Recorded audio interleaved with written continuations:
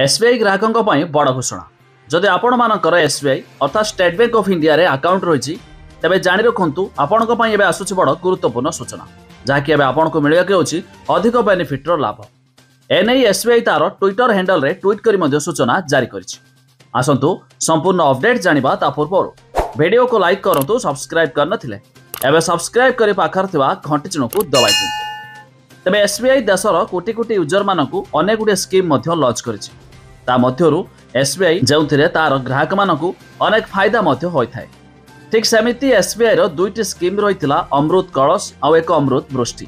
तेबे अमृत कलश ए स्कीम को मध्य एसबीआई बंद कर दैछि जहाँकि मार्च 31 रे मध्य बंद होइछि किंतु यह बदले अमृत वृष्टि स्कीम को मध्य जारी रखिछि।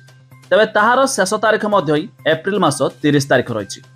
तेबे जदि आपण अमृत वृष्टि स्कीम रे इन्वेस्ट करिया पई चाहुथबे तेबे ए स्कीम रे आपण को 444 दिन पई निवेश करबा को पड़ी थाए आ एथिरे आपण को 7.25% हिसाब रे सुध मिलुथिया बेले वरिष्ठ नागरिकों पई मध्य आपण को 7.75% हिसाब रे सुध हार मध्य मिलि थाए जहाँकि अमृत वृष्टि हेउछि एक एफडी स्कीम।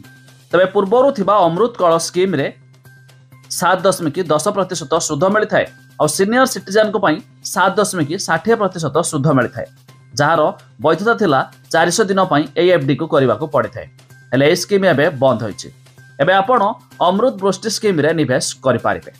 तेबे आपणकर एसबीआई रे अकाउंट अछि कि नाही ता निहाती कमेंट करी जणाइबे।